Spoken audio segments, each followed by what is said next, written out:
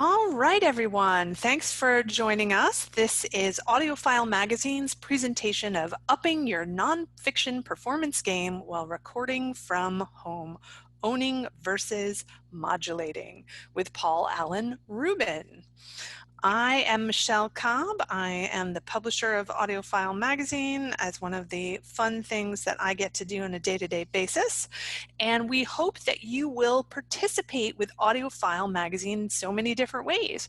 We are the only source across the globe that is all about audiobook reviews. You can follow us on social, and please subscribe to our Behind the Mic podcast, which they so kindly let me guest on occasionally. We do hope to get your support with a talent guide listing. This includes a subscription to the magazine, which we still actually do print, and the real-time reviews, which are the reviews that go out every Thursday and come right into your inbox. So there's a link there, and I'll put it in the chat later on. Also, make sure that if you have a review that you feel really good about and you want to make sure, or a title that you want to make sure gets reviewed, please send it to our editorial team, editor@audiofilemagazine.com. Don't just send everything willy-nilly. You want to send your very best stuff and tell us why you think we should review it. All right, we are very lucky to have tonight Paul Alan Ruben, and if you missed the fiction one, don't worry, you can go back to our YouTube channel, which I will put in the chat box eventually, and actually see the fiction webinar. So Paul, it's all you now. Take it away. Oh, me, that's a lot of pressure. All right.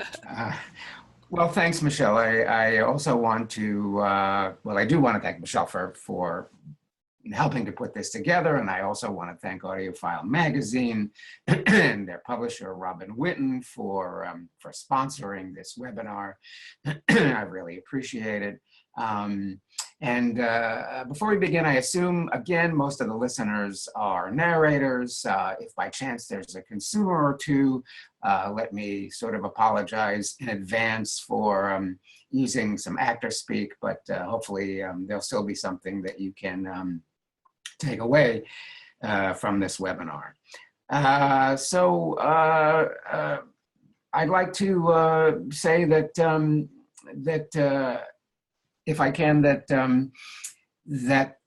this webinar actually is going to talk about nonfiction's greatest performance opportunity and then the nonfiction narrator's greatest performance challenge. So I should say the nonfiction narrator's greatest opportunity and the nonfiction narrator's greatest challenge. And finally, I hope that this webinar gives you some really specific actable tools, techniques, if you will, that can help you up your nonfiction performance game and become a more compelling storyteller. Very briefly, I'm going to try to speak for about 25 minutes or so, more than half an hour, I promise. I will devote the next half hour to question and answer, which always appeals to me, and hopefully something good will come out of that, more clarifying. Lastly, as I mentioned while we were vamping a little earlier, 3 out of the last 4 audiobooks that I've directed have been nonfiction, so it's definitely on my mind. Very, very briefly, if there's anybody that doesn't know me, I've been producing and directing audiobooks for over 2 decades. I'm a Grammy-winning audiobook producer-director. I also coach. I hold workshops. And I always feel good when I think about it, about the many people who have come out of my workshops or who I cast for the first time to narrate an audiobook, who have gone on to become award-winning storytellers. And some of those people include Holter Graham, Eduardo Ballerini, Michael Crouch, Oliver Wyman, Chris Delane, Maggie Meg Reed, Cassandra Morris, Caitlin Davies, and lots of others. And I'd like to say too that working with these and lots of the people that I do work with who are wonderful storytellers, that's what after all these years continues to make me want to do more and work with more narrators. Before we begin, I'd like to pose a question, something to think about a little bit, and the question is really for narrators, and particularly in this case, thinking nonfiction. The question is there a nonfiction narrator right now listening to this webinar who would prefer a listener's response to their performance be something like, well, he didn't exactly sound like a real person, and so I guess it's not surprising that I don't think he believed a word that he was saying anyway. If there is somebody who that would appeal to, please let me know when the webinar is over in our question and answer segment. So let's get started. What does, first and foremost, up your nonfiction game mean? I should say upping your nonfiction game. Sounds better than up your nonfiction game. The answer is simple: becoming a more compelling storyteller. That's what it means to me. And on to now sort of figuring out how do narrators actually up their nonfiction performance game. And I want to address this question by braiding, if you will, the narrator's greatest opportunity with the narrator's most significant challenge. And this is where the subtitle comes in: owning versus modulating. So Michelle, if you would, oh, you've got slide B up there, you're ahead of me. So what makes for a compelling nonfiction storytelling? The answer for me is simple: the narrator's greatest performance opportunity, owning. What most compromises compelling nonfiction? The answer: the narrator's greatest performance challenge, modulating. And before we continue, I want to define some terms here. And please note that the definitions that I'm going to offer come out of my performance dictionary, which is basically seen through the actor's lens, which always focuses on what's actable, a feeling, and what isn't. That would be everything else: the words, ideas, syntax, etc. So let me offer you a definition of owning: possessing the story's importance. Note, possessing is an emotional response to the story. Let me give you my definition now for modulating: prioritizing the importance of the narrator's voice. Note, prioritizing is a non-emotional response to the story. So before unpacking these definitions, before offering specific nonfiction upping your game tools, let's take a little bit of a look at upping your nonfiction narrator in our performance dictionary. Okay, let's take a look at who you as the narrator actually are when you narrate nonfiction. So here we can go with the next slide, Michelle. Slide C, there you go. So let me offer you a definition first. Nonfiction audiobook narrator. Noun, AKA zest connector. The nonfiction narrator's dual function is opening the heart and connecting to the story's zest, AKA its emotional importance, and then connecting that emotional importance to the listener. So with this definition in mind, it's important to remember that what follows from here is all predicated on the one performance proposition: that audiobook narration is 100% acting, 0% voicing. And with that, I hope the following will convince you that A, nonfiction narration is acting. B, acting, the pathway to emotional connection, is far more engaging to listeners than voicing, the pathway to emotional disconnection. Ultimately, in my experience as a director and as a coach, listeners would much, much prefer being connected to the story's emotionality by the narrator than disconnected from the text's feelings. It really is that simple. So let's begin. From a performance point of view, what is nonfiction anyway? And I ask the question because fiction is easy. Obviously, fiction requires acting, but what about nonfiction?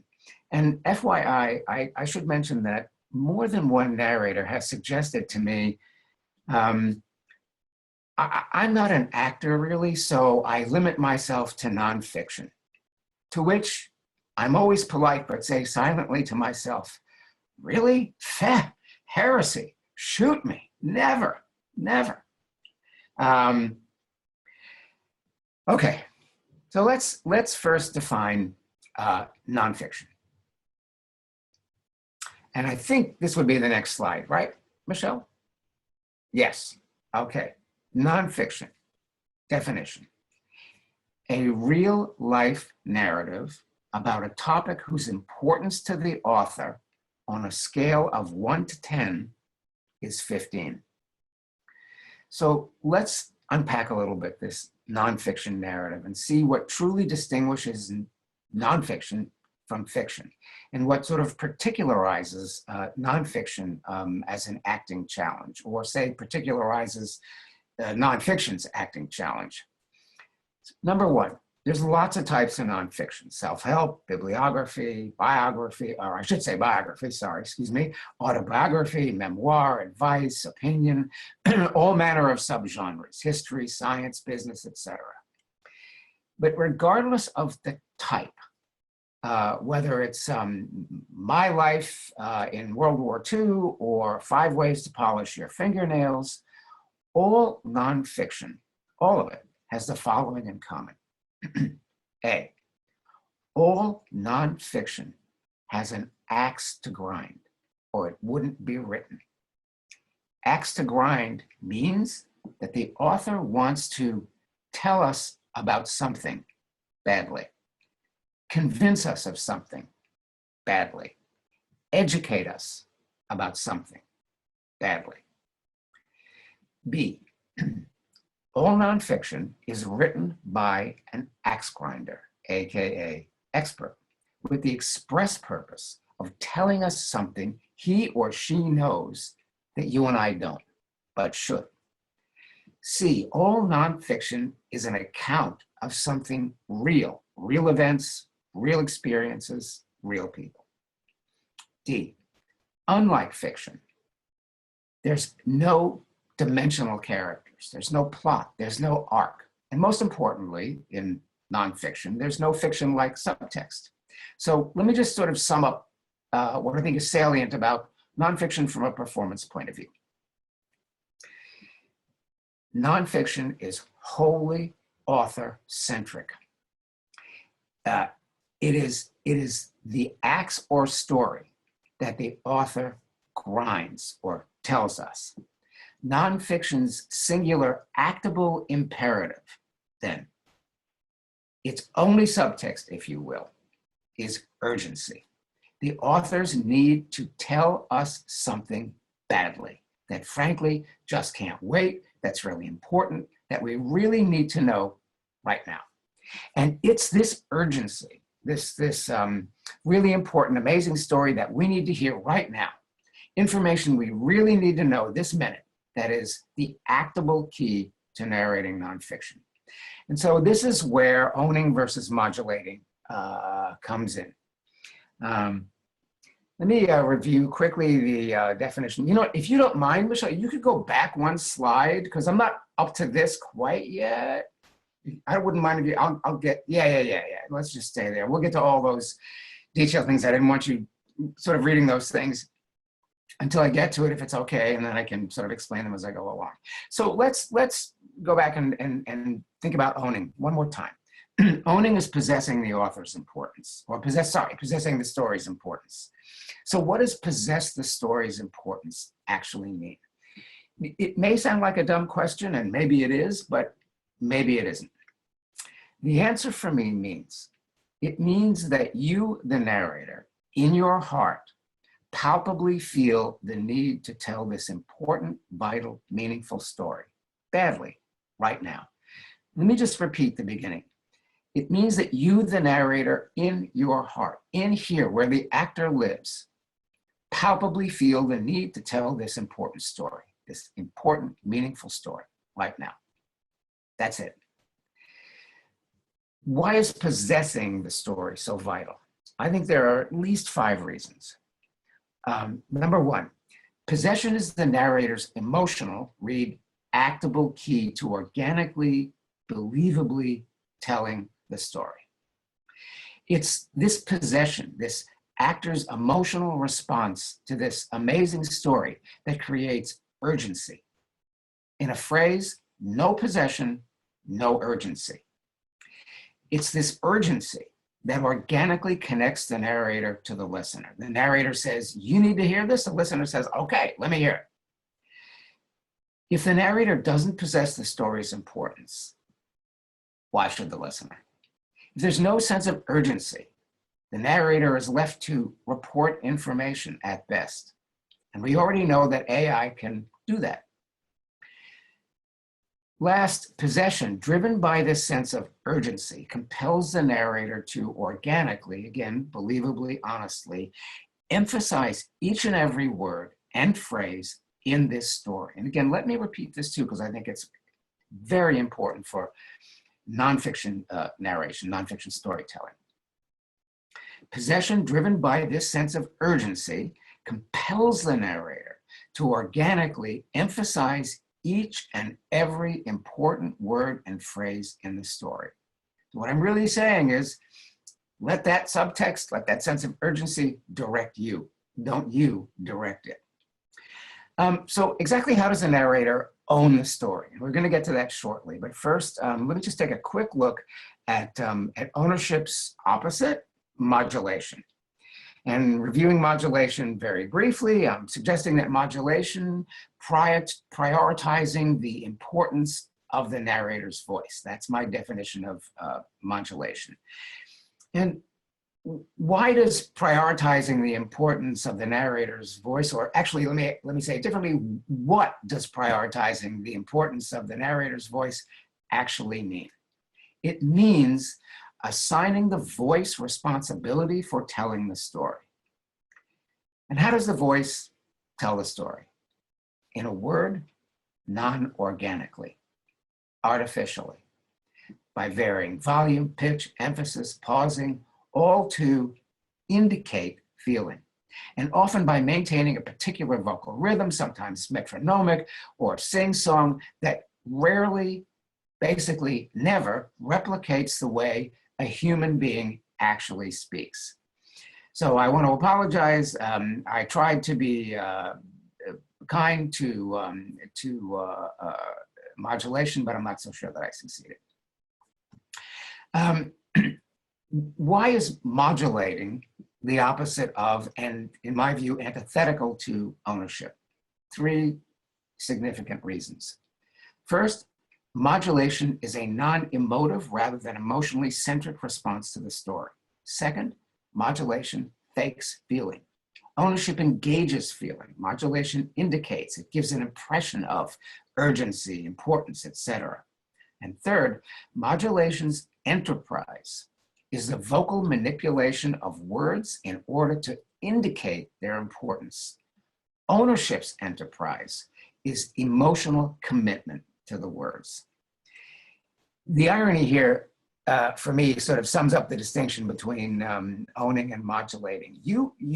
Shouldn't a listener be sort of seduced or entranced by a smooth, authoritative, word-smacking, sort of musically nuanced voice? You'd think, in my experience, it's just the opposite, which may explain why I've heard many, many publishers lament, oh, that narrator is so sing-song.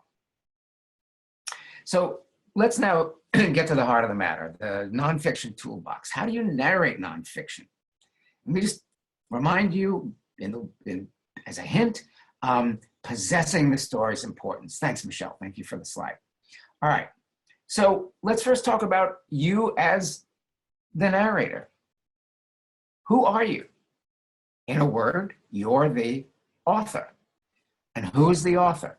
The author is an expert, a sage, a teacher, someone who has a deep understanding of the topic. Let's quickly talk about your story. So now I'm talking to you, narrator slash author. And I'm asking you sort of rhetorically, and you can ask yourselves, either rhetorically or answer the question, why'd you write this story? And the answer is, because it must be told. Is this story important? You kidding? More than anything. So you take this story seriously. Yes, very, very seriously. All right. Let's talk a little bit about your performance right now, which gets us into this notion of actable tools or actable directions. Number one, nonfiction is listener-centric for the narrator, meaning your job one is eliciting your listener's enthusiasm for this incredible story. You want the listener to sit up. You want their mouth agape. You want them to be mesmerized, enchanted, blown away, convinced, impressed by this amazing, wonderful, important, significant, meaningful, maybe even life-changing story. Now, let's place you as the narrator, all right? This is, first and foremost, an intimate medium, meaning you're inside a booth, intimate medium. Where exactly are you? Because you're not really in a booth. Where you are is, in my view, a bar, a small conference room, a small restaurant. And who are you talking to?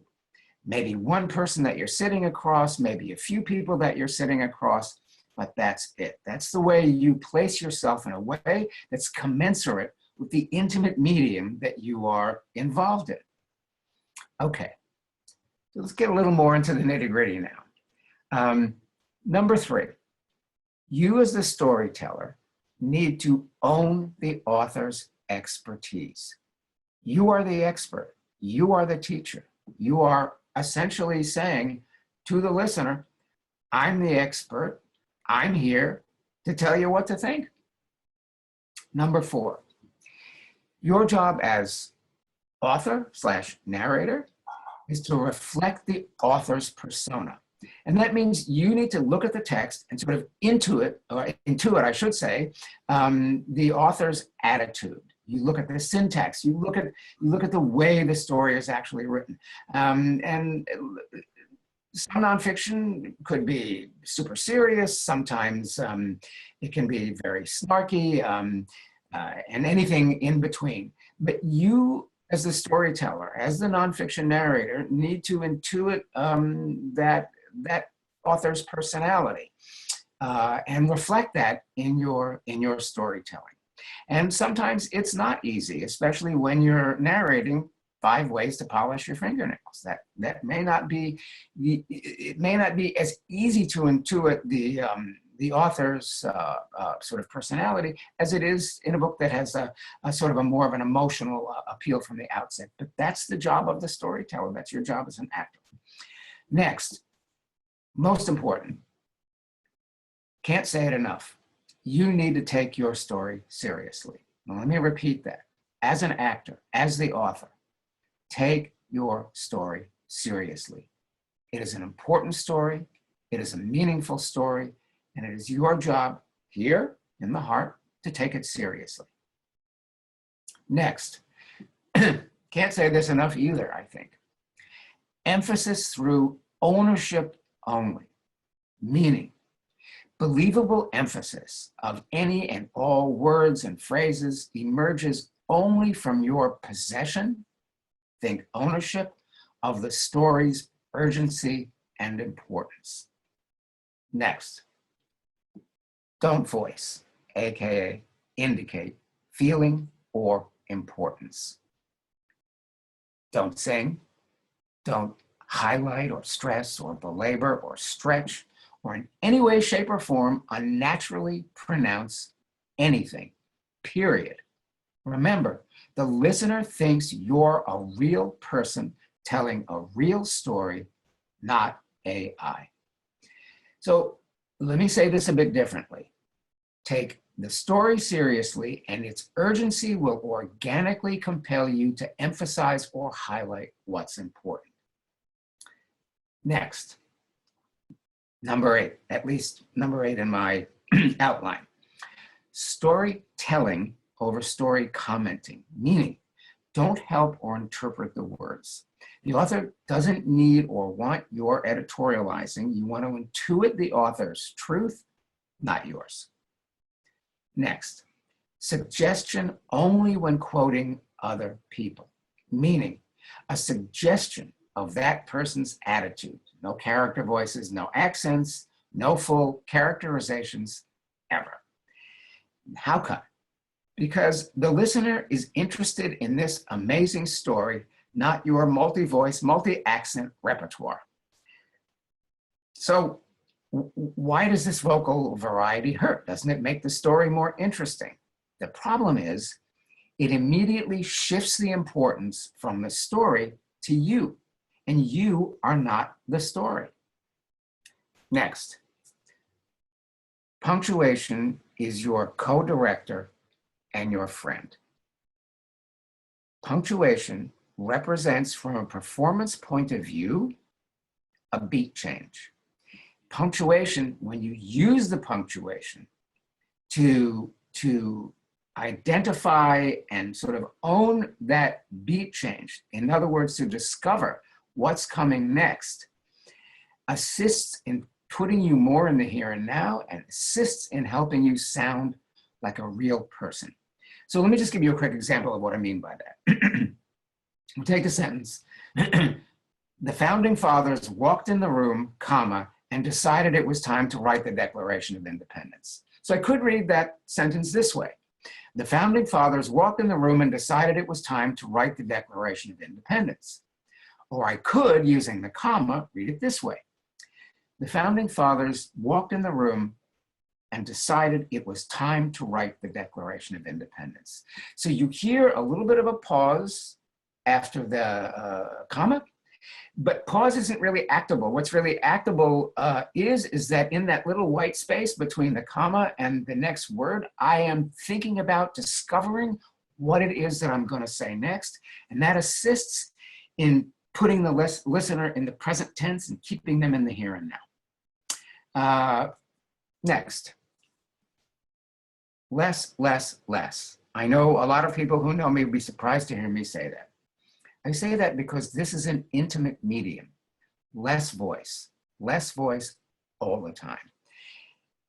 It's important to suggest what's underneath less, less, less, and especially in nonfiction.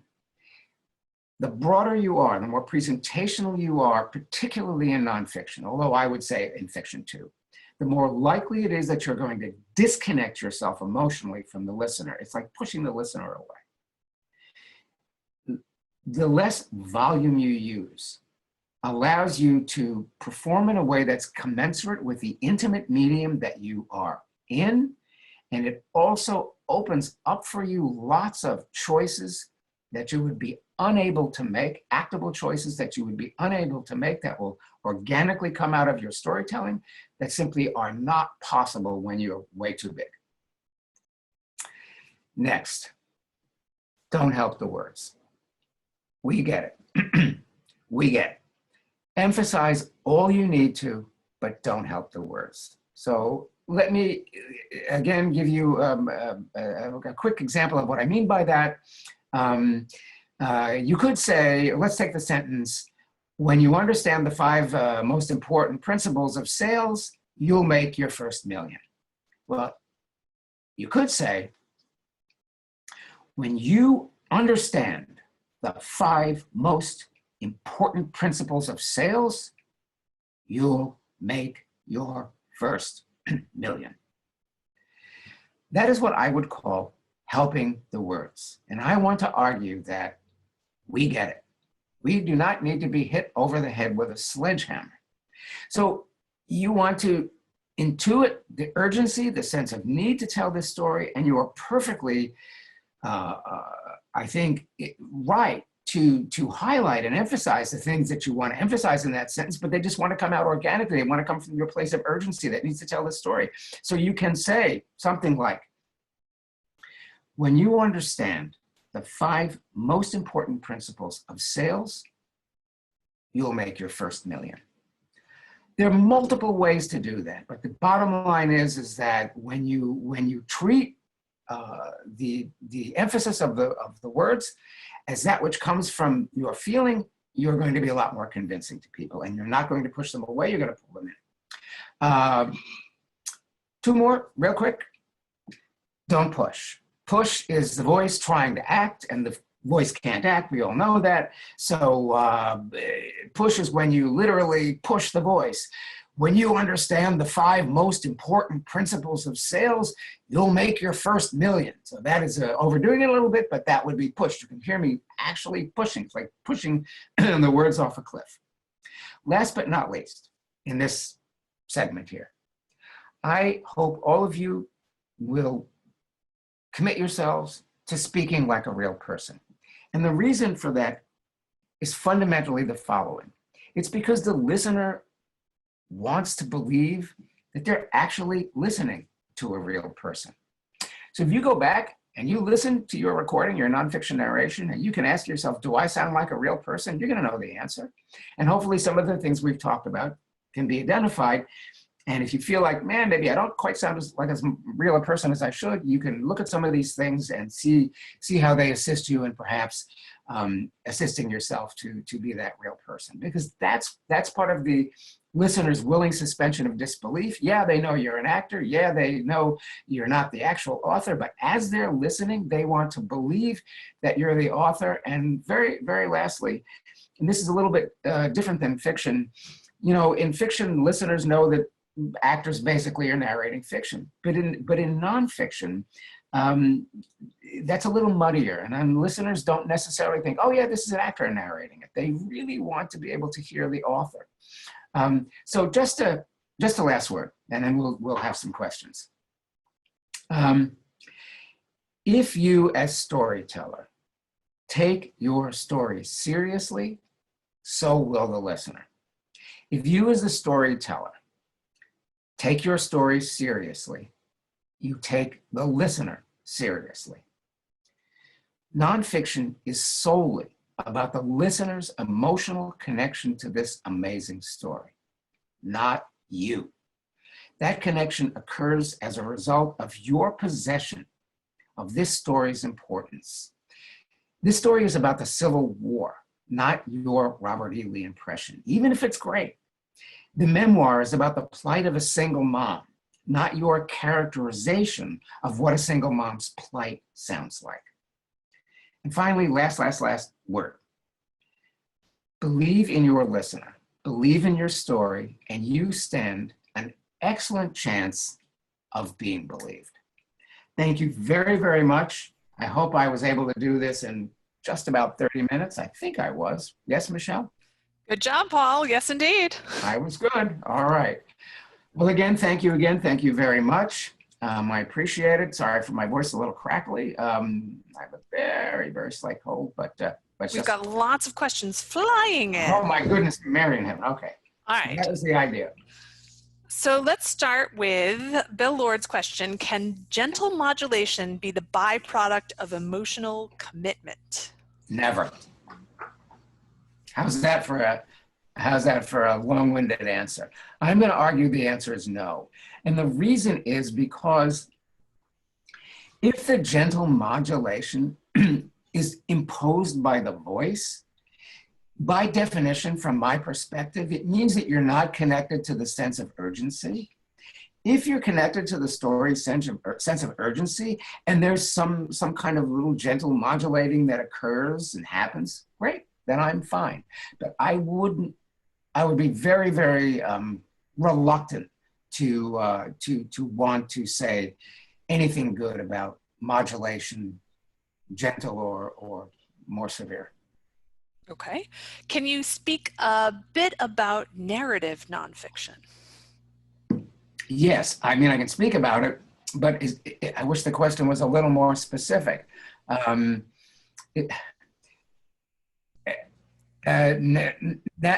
nonfiction, let me put it to you this way. Narrative nonfiction,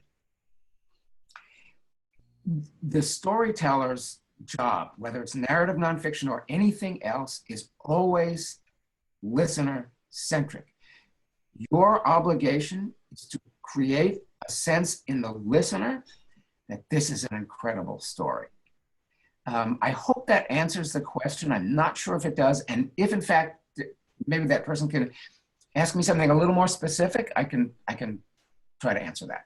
Okay, well, we've got more questions. All right. Can you speak toward obtaining ownership through obstacles like questionable grammar, odd phrasing, excessive parentheticals, mostly unedited, that constantly interrupt the narrative and lack of polish on an otherwise really compelling text? I totally hear that. You know, you always want to remember that as an actor, when you signed up to be an actor, nobody said it's all going to be a walk in the park. And sometimes you see, for whatever reason, obstacles like the ones you've identified in the text. My response is the following. Just because there's an obstacle doesn't mean that you are not obligated to do your best to embrace this sense of urgency to the degree that you really want to tell this story. So it may require you to sort of change a little bit. You may want to pause more, or you may want to, in some places, narrate a little more slowly so that you don't get all wrapped up in convoluted words and so on and so forth.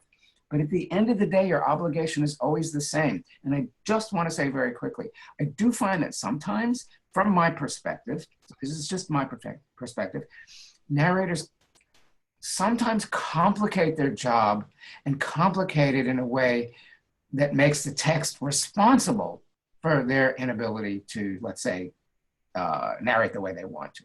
I get it, I understand it, but that's a very, very troubling road to go down. You're not going to be successful if you go down that road. Do you have any tips for maintaining the appropriate intensity throughout a project, especially, you know, knowing when you're off and how to get back in that groove? I do. That's a fabulous question. First of all, you always want to go with what the text gives you, even in nonfiction. Some things in nonfiction may be more dramatic than others. At the end of the day, and this is where anyone's vocabulary, my vocabulary as a teacher, as a coach, is challenged. If you imagine a zone or a kind of a slipstream, when you as the storyteller are in touch with your urgent need to tell this story. And again, I want to be clear, by urgent doesn't mean you're out of your mind, right? But urgent, I need to tell you this. I have to tell you this story. When you're in touch with that, you're going to be in the zone. When you're not in touch with it, you won't be. So my advice is try to reconnect to that sense of urgency when you tell this story. This is an important story and I need you to understand it. We had a question submitted before, which was about narrators basing nonfiction performance on finding a connection to the author's expertise and excitement over that, so they can kind of give a TED talk with the author's voice. Do you take a similar approach? Do you recommend people research articles and videos about the author in an attempt to understand their voice and their perspective and their humor? What do you think? Basically, no. I think, with all due respect, that those sorts of things can complicate the narrator's job. I'm not 100% sure that the listener expects an actor to imitate the author. So sure, if you want to look at the author, see how the author speaks, I think that's fine. Take a look on YouTube, see how the author speaks, you get a sort of a general sense of what the author sounds like. But I would urge you to be very careful about then imitating the author. Now, if the author has a thick Southern accent, it may be that that would be useful for you to narrate the story with. So globally, yeah. At the end of the day, your obligation is to the words that are in front of you. not to anything that's extraneous to that, not to the author's life, not to anything that happened to the author, not to whether the author had recovered from a brain tumor, not to whether the author, did multiple, won the Congressional Medal of Honor. None of those things have anything to do with the story. So that's where your obligation is. I hope that answers the question. If not, I'll try again.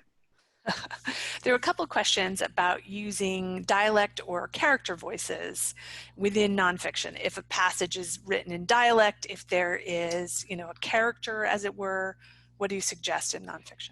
That's a great question too. And, lots of people have lots of different views on that. Even if there is a dialect, even if something is written sort of, in a way that is a clear kind of dialect, I would never even come close to imitating that dialect. Maybe I'd give 1% out of 100%, because you don't want to, I mentioned this when I was speaking, distract the author's attention, the listener's attention from the story. It's the story that the listener is interested in, and I really want to reinforce the idea that the listener is not expecting, nor do they want, the nonfiction narrator to do wonderful accents. It just isn't. You're shifting the attention to you and taking it away from the story. So that's why I would basically never do those things. Real quick. Yes, when you read a line, Michelle Cobb said blah, blah, blah, you want to give a flavor and a hint of the attitude, of the feeling Michelle had. So you're allowed to say, Michelle Cobb said, when I first realized that I was going to work in audiobook world, it was really something that excited me. So yeah, you can do that. That's it. You're getting a flavor of the way Michelle felt, but that's it. Okay, can you talk about any specific tips for memoirs and the difference between narrating a memoir and first-person fiction? Okay, that's an unbelievable question.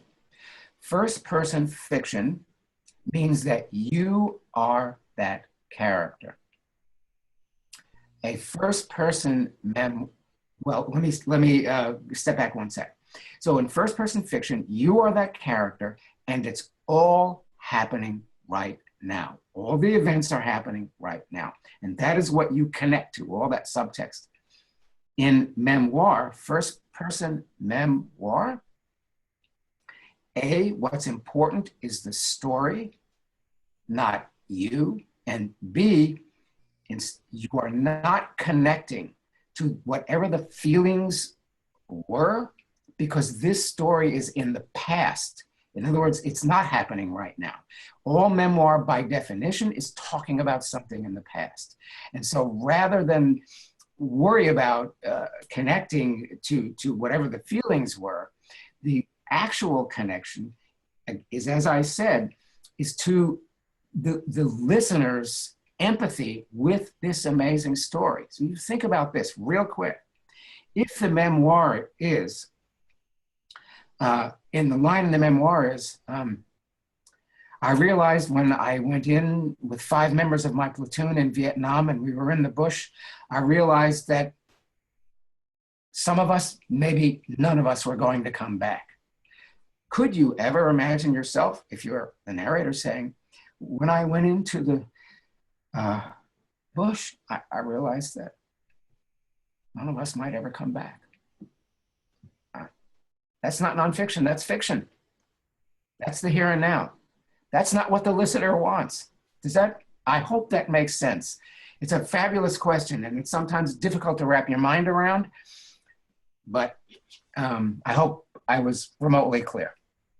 So then how do you deal with authors' descriptions of what kind of delivery they want when it contradicts your specific principles, Paul? Well, that's a great question too.